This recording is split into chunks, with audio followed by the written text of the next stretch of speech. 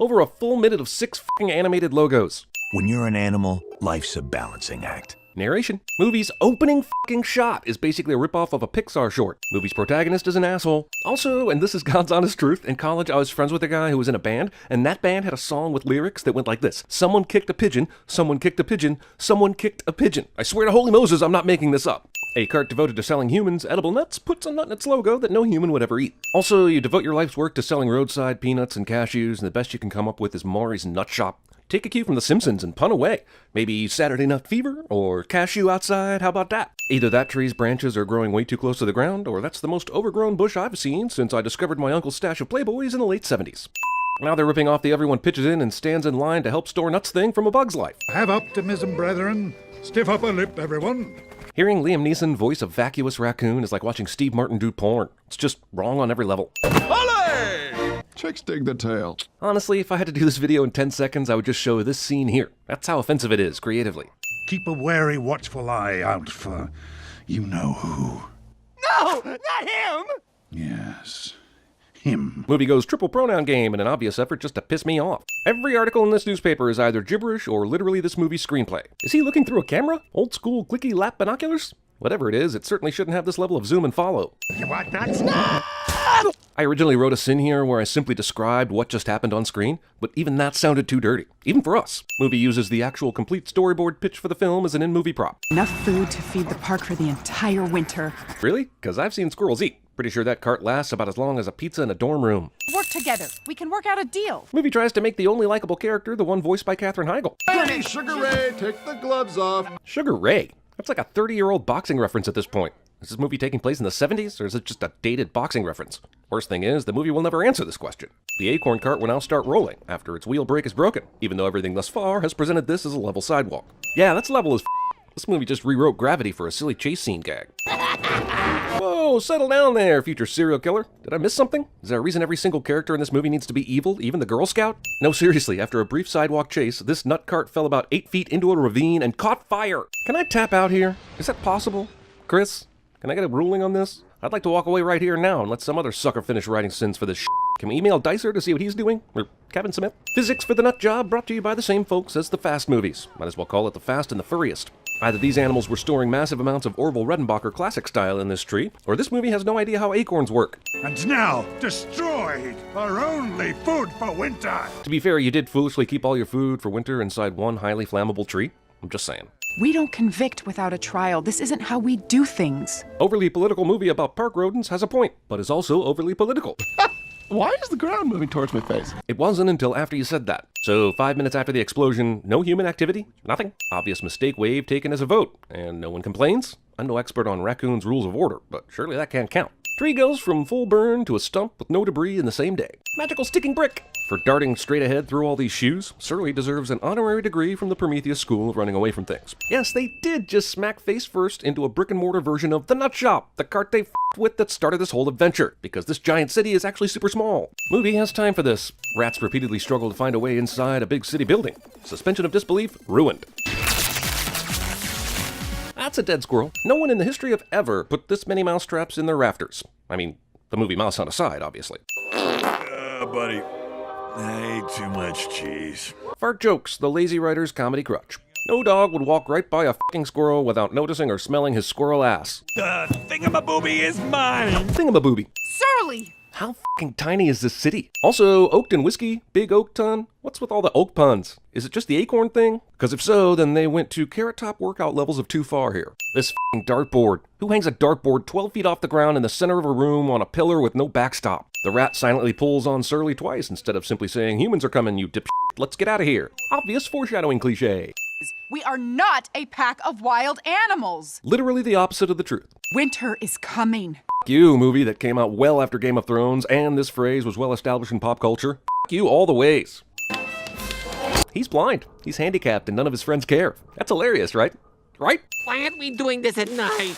Mole would be great at CinemaSins. Someone remind me why we care about this heist again? Do we even know enough to root for or against it? Movie includes 2 different heists in this heist movie, and neither one has the decency to actually be interesting.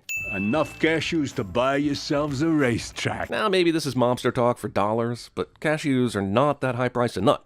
and the amount of cashews it would take to be worth enough to buy a racetrack is frankly staggering. Also, if cashews can stand in for the word dollars, then literally any word can. I'm gonna shake 'em down for 40 tomatoes. The buy-in for this poker game is 30-odd foot of grunt. This is my last heist. Last heist cliche. Okay, cut it out! I hate you, movie. The coincidence of the brick, shovel, and TNT placement is infuriating, to put it mildly. So you knew what dynamite was, and yet you were still throwing it around with impunity? I kinda think you might be getting what you deserve here. Dynamite doesn't destroy, it merely propels things near it. That squirrel was trying to blow up the nut store, and Precious stopped him. That might be the single biggest leap in film history. Yep, another sin for the film for this goddamn Acorn logoed nut shop having opened in 1892 and stayed in business this long. Look in the background. Look how huge this city is. And then remember how easily everyone found each other in this movie after leaving the park. And then, if you're like me, you get frustrated and borderline angry. I get that his character arc is to mature from being a self-centered dick, but more than halfway in and he's still callously face-planting the only person that's been nice to him, I think we might be teetering on unredeemable. Grayson? Surly? Here's another random bump into moment in a film ostensibly taking place in New York City, or some other huge metropolitan area. Just, hey, this person is now here, deal with it.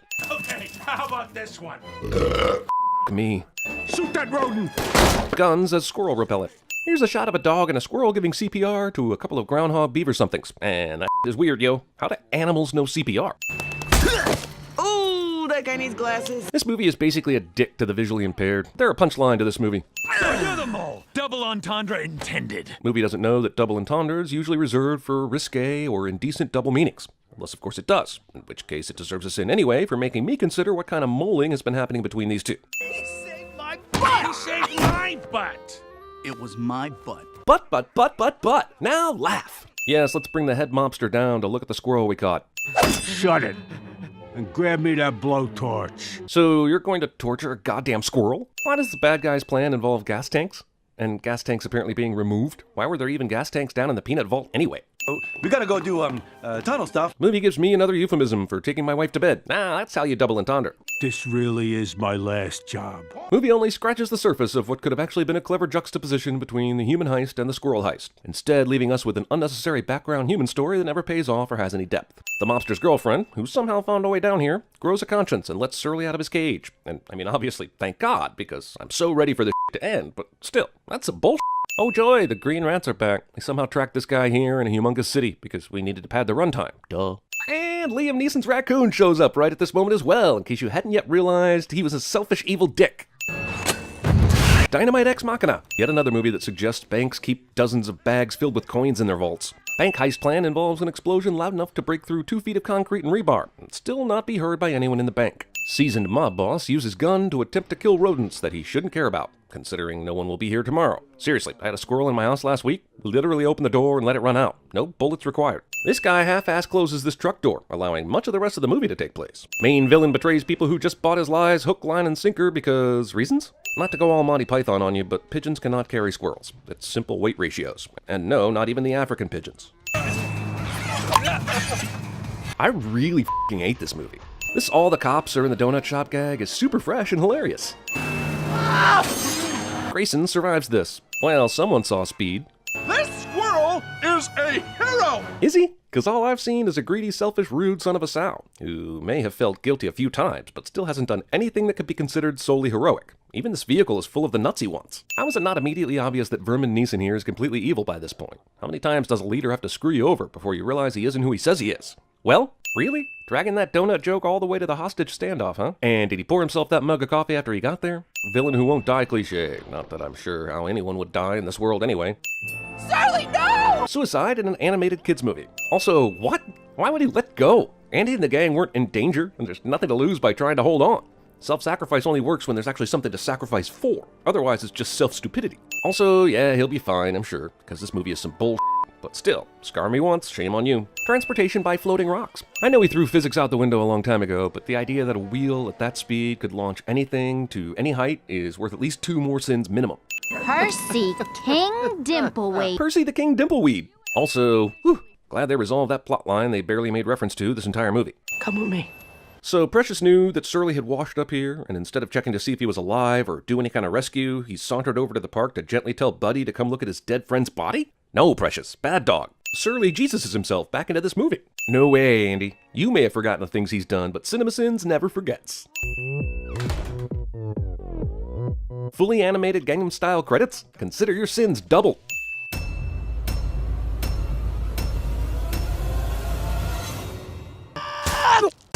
I will find you. And I will kill you.